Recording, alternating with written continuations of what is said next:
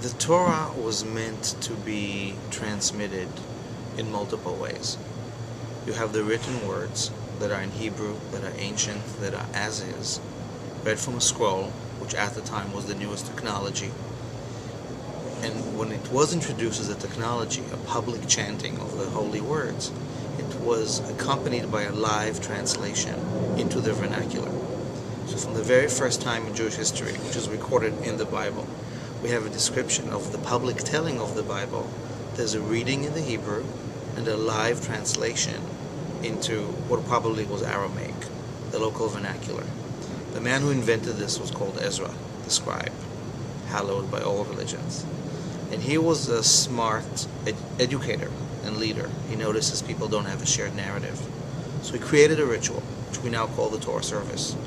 He read it in Hebrew, and he installed people known as the Mevinim, or mavens, whose job it was to interpret the Torah by translating it.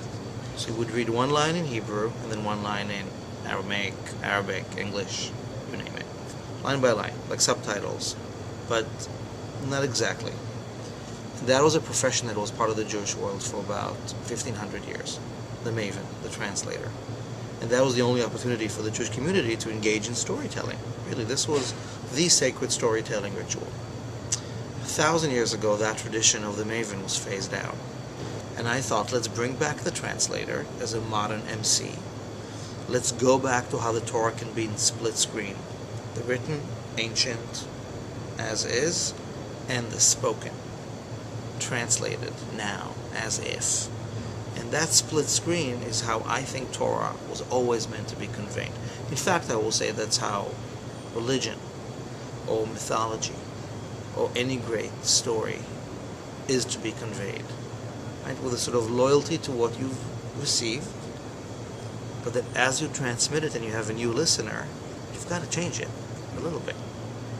So that's my take on Torah. Let's talk a bit about the holidays. Of course, the high holidays are coming up, Rosh Hashanah and Yom Kippur. Yeah. What does a traditional service look like, and how are you reinterpreting it? What's your twist on it? The problem with the high holiday services is that there's so much text. It's become an anthology of poetry and prayers and you God, you God. So the theology and the literature and the mythology of it is beautiful. The essence is beautiful. It's covered up by a lot of layers that feel not so accessible. Certainly the Hebrew, but even some of the English translations. So, based on the storytelling method, what I've done with High Holidays for the last 8 years is collaborate with artists, musicians, storytellers, performers, and sort of worship leaders, and reinvent the service with highlights of the liturgy, with a lot of music, with accessible, modern ways of talking about this experience as a personal experience, with God as an option in the conversation. And even though the liturgy very often is about the dialogue with God, the way we've translated it, the way we're positioning it, it's a metaphor. It's a conversation with self. So I think people relate to that very much. So the central story for the first day of the Jewish New Year is the birth of Isaac, who is laughter, Yitzchak. That's what his name means. So his mother Sarah is 90. She has waited for this moment all her life. His father Abraham is 100 and something, I forget, 10 I think. And he too has waited for this moment his whole life. He already has an older son. His name is Ishmael, which means God will hear. And Ishmael is the son of Hagar, who's an Egyptian princess who became a maid in the house of Abraham and Sarah. And she became what today we would call a surrogate mother in some way. She gave birth from Abraham's seed because Sarah couldn't. And that's Abraham's firstborn son. But now the real lady of the house gave birth. And there are 2 sons, 2 mothers, 1 father, and a family drama. So the story of Rosh Hashanah begins with this miraculous birth. Possibility, the impossible becomes possible. Sarah gives birth at 90, laughter. And then he is weaned, Isaac. The Torah doesn't say how long that is. And there's a weaning feast. And at the weaning feast, Sarah sees Ishmael and his little brother Isaac playing or mocking or roughhousing. The Hebrew word metzachek is very obscure. It's something foolery.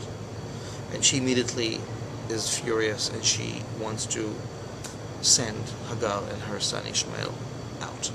Kick them out. And Abraham speaks to God, and God says, they'll be okay. Listen to Sarah. Your focus is on Isaac. He's your heir. Story ends. So we've been doing the story for quite a few years. We've called it the birth of laughter, or we've called it child's play. And we take the Torah verses and we tell them as is. And we've had people, mavens, trained storytelling mavens, actors, translate as Sarah and as Isaac, as Ishmael and as Hagar, as bystanders at the party, as Eliezer, who's the family butler. We usually stop when Sarah says out, and we take it to the participatory level of the conversation, to the audience, and we say, well, your guests at this party, you've just seen this mother of 90 freak out over her son's safety, and so she wants the possible danger removed, right? Makes sense. But any words of wisdom for Sarah? What else can be done at this moment in a family's life other than out? And it becomes very heated, it becomes political, because here's the children of Sarah and the children of Hagar are Islam and Judaism, Arabs and Jews, at it over daddy's inheritance back there in the Promised Land. So it becomes a very interesting way of retelling what's going on with the story. But we usually bring it back to what the Bible says, to what the Torah says. Abraham says, out. And Hagar and Ishmael go to Mecca and begin Islam. So this year I wanted to do something else. This year I wanted to make a difference in the way we tell the story. We've already introduced Hagar as a teller of the story, and part of the Quran is integrated as well to tell the other version of the story as the Quran brings it. And we've definitely had some people pissed that we're bringing the Quran into Rosh Hashanah. We've dealt with that critique quite well. This year I want to take it a step further in the storytelling. We're going to read the Hebrew as is, the written Torah, the scroll. And we're going to tell the story, we're going to translate it line by line. When it comes to the third part, when Abraham listens to God and listens to Sarah and gets them out, we're telling a different story. We're saying, look, in our version today, Abraham listened to God and listened to Sarah and said, no, I'm sorry. You asked her to be a part of our family, and she's part of our family. And so is her son. And they're going to live together. Yitzchak and Ishmael, I'm not separating them. And you're going to have to live with Hagar. And we'll make it work. Because we're not deporting anybody. That narrative has done us very little good. So I'm not sure what exactly it's going to sound like, because the mavens are rehearsing it as we speak. But I want to be blatant about it. That I think the stories we tell ourselves about who we are and the way we tell those stories shape who we are. And if we keep telling ourselves stories that have deportations in them, we'll keep deporting. And if we'll keep telling stories of victimhood, we'll keep on being victims and victimizers. So I want to echo the story, but I want to suggest another possibility of interpreting it.